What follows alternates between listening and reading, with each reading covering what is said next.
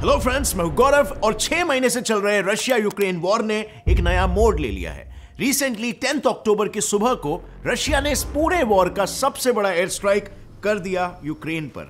उसने यूक्रेन पर around 83 missiles एक साथ छोड़ दिए। रीजन, किसी ने रशिया और क्रीमिया को ज्वाइन करने वाले इकलौते ब्रिज को ब्लास्ट कर दिया। अब I know, in air strikes के बाद काफी सारे लोगों को लगेगा कि रशिया अब अपर हैंड पे आ गया, वो जीत रहा है ये वॉर। बट जरा ये देखो,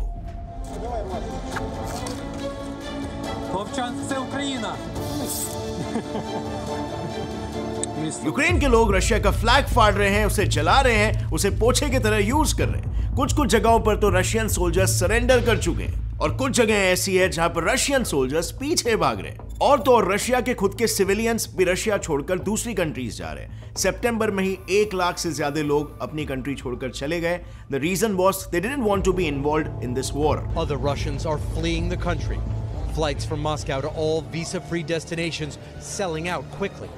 रशियन प्रेसिडेंट ने काफी सारे सिविलियंस का भी सपोर्ट मांगा था कि वो भी इस वॉर को ज्वाइन करें and fight against Ukraine, but ये सारे सिविलियंस डिनाई कर दिए और रशिया छोड़कर जा रहे हैं। So now here comes the big question कि रशिया, इतना पावरफुल मिलिटरिस्टिक कंट्री जो कि 6 महीने पहले तक इस वॉर को जीत रहा था, अब क्यों उसकी सिचुएशन इतनी वीक होते हुए नजर आ रही है और यूक्रेन अचानक से विनिंग साइड पर कैसे आ रहा है? वेल, लेट्स फाइंड आउट कि डीप डाउन एक्चुअली में ग्राउंड लेवल पर क्या चीजें हो रही है, क्या डेवलपमेंट्स हो रहे हैं जिस वजह से ये चेंज देखने को मिल रहा है। वेल, चीजों के पीछे का बैकग्राउंड समझने के लिए let's first start with history.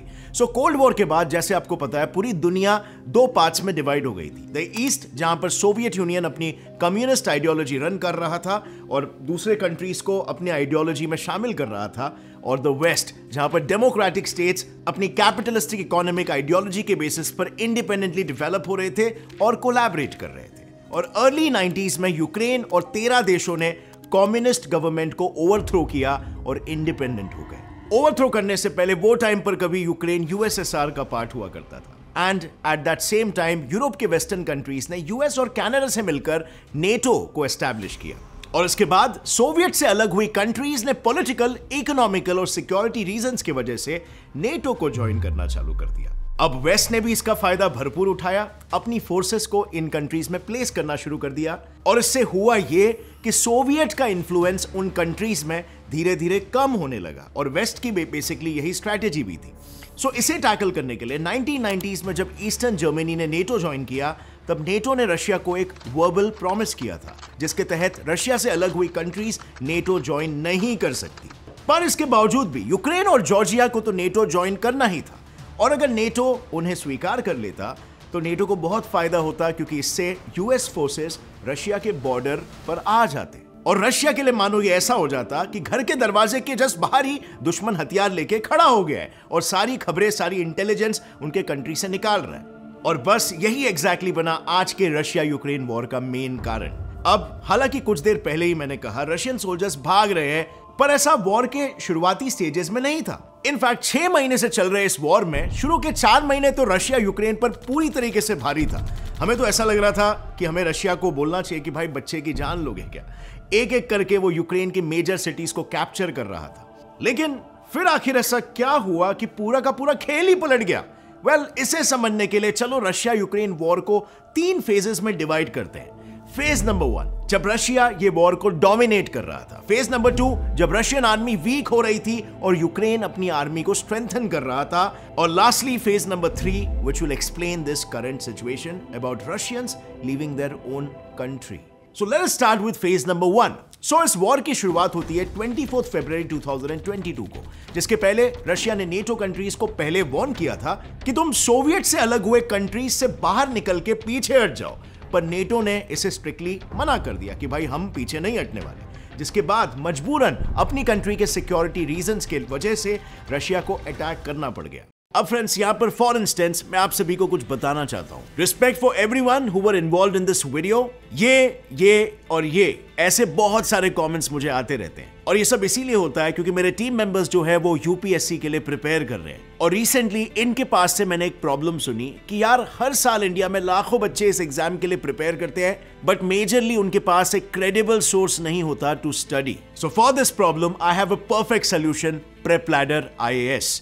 इस पे 10 अक्टूबर से they have started an initiative 5 साल 25 सवाल। इसमें पिछले 5 सालों में सबसे ज्यादा रिपीट किए हुए क्वेश्चंस क्या है, उनके ट्रेंड्स क्या है, कौन से टॉपिक से सबसे ज्यादा क्वेश्चंस पूछे जाते हैं, ये सब कुछ आपको विद सॉल्यूशन बताया जाएगा। प्रेप लैडर की ड्रीम टीम में इंडिया के टॉप फैकल्टीज जैसे M Puri sir in politics, Vivek sir for economics, Pavneet sir for IR, Atul sir in ethics, Awadhesh sir for essay and answer and writing and more, और ये सब पिछले 5 सालों के यूपीएससी प्रीलिम एग्जाम्स को निचोड़कर आपसे लाइव क्लास में डिस्कस करेंगे। ये फैकल्टीज आपको सिखाएंगे कि रॉन्ग ऑप्शंस को एलिमिनेट करके करेक्ट आंसर्स कैसे चुना जाए। तो फिर वेट किस बात की है, जाइए और prep ladder IAS YouTube channel को सब्सक्राइब कीजिए, लिंक डिस्क्रिप्शन में है। और हाँ, रेगुलर अपडेट्स के लिए बेल आइकन को प्रेस करना मत भूलना। और अब लौट आते हैं हमारे टॉपिक पर। अब वॉर के स्टार्टिंग के 10 दिनों में रशिया खार्किव और कीव कैपिटल के नजदीकी सारे सिटीज में घुस चुका था, और उस दौरान यूक्रेन के फोर्सेस इतने स्ट्रांग नहीं थे कि वो रशियन आर्मी को डायरेक्टली या इनडायरेक्टली जैसे भी करके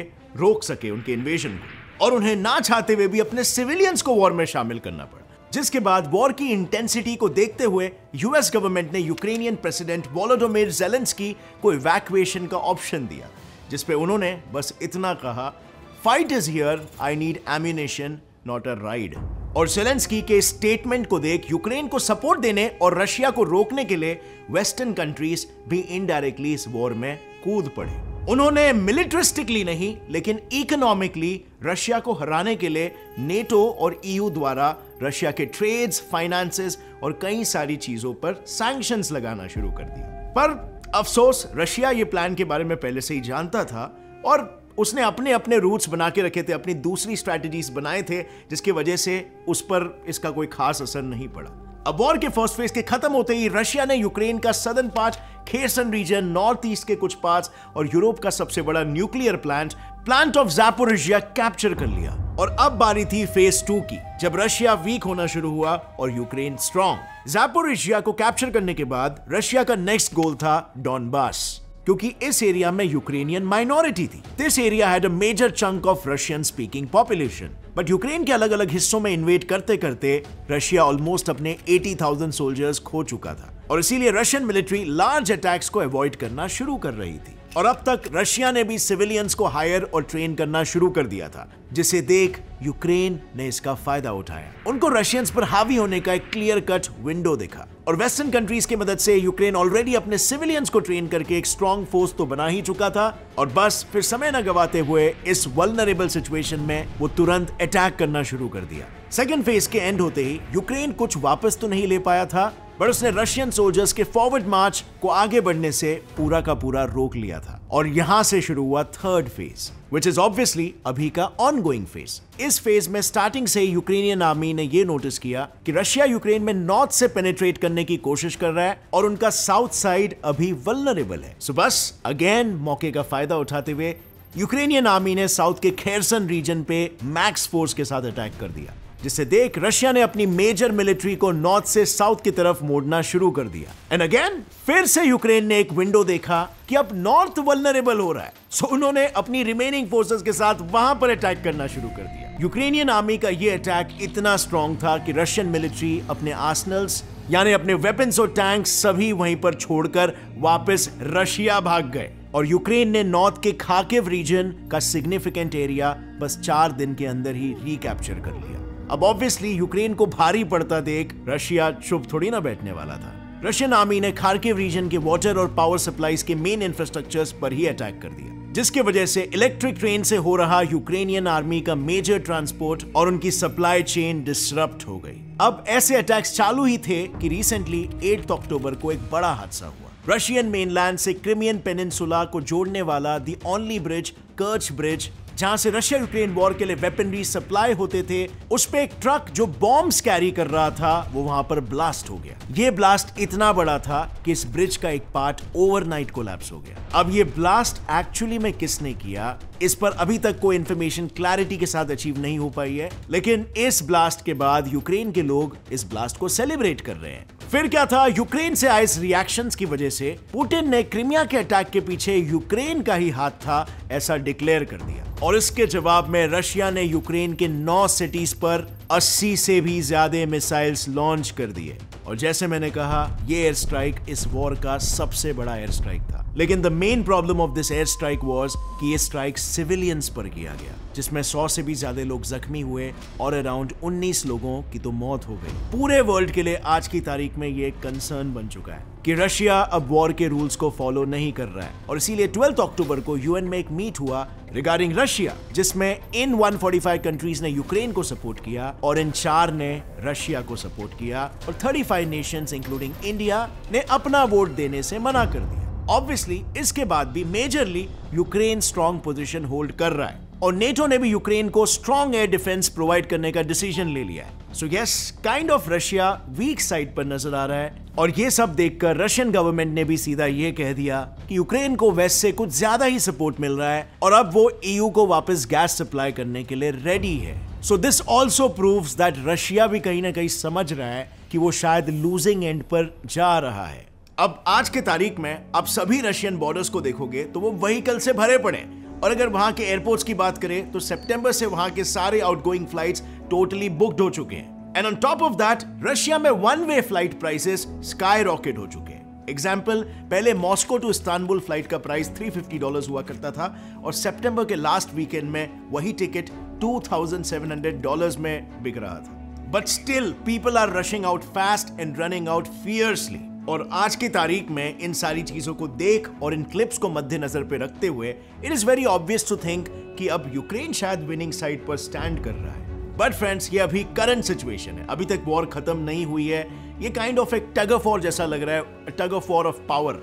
एक समय में एक साइड ज्यादा पावरफुल अपीयर कर रहा है तो दूसरे समय में दूसरा साइड। तो आपको क्या लगता है, अब आगे टेबल्स टर्न होने वाले हैं? क्या यूक्रेन रशिया ने कैप्चर किए हुए एरियाज को वापस ले पाएगा, या फिर रशिया इस बार एक पलटवार करके एक स्ट्रॉन्ग मैसेज दे देगा यूक्रेन को कि हमसे पंगा लिया तो next may be nuclear attack हो सकता है? Russia is very much capable of doing that. Well, just kidding, कोई नहीं चाहता है कि न्यूक्लियर वॉर हो, और आज के टाइम पे वो होना इसके चांसेस थोड़े कम ही है, बिकॉज बहुत ही ज़्यादा अवेयरनेस है सारे कंट्रीज में। लेकिन ये वॉर आगे जाके और भी ज़्यादा सिवियर ज़रूर हो सकता है, और इसके इम्प्लीकेशंस पूरी दुनिया भुगत सकती है, जो कि आज की तारीख में भी भुगत रही है। लेकिन फाइनली आपको क्या लगता है, कौन सी कंट्री कॉम्प्रोमाइज पर उतर जाएगी? लिखिए अपना जवाब नीचे कमेंट सेक्शन में, किसका दबदबा स्ट्रांग होने वाला है। और अगर इस वीडियो से आपको कुछ भी नया सीखने मिला, एक लाइक जरूर ठोकना। Get set fly fact channel को भी सब्सक्राइब कर लो और बेल नोटिफिकेशन दबाओ, ताकि आगे आने वाली हमारी कोई भी वीडियो की अपडेट आप मिस ना कर सको। Stay curious friends, keep learning and keep growing. जय हिंद।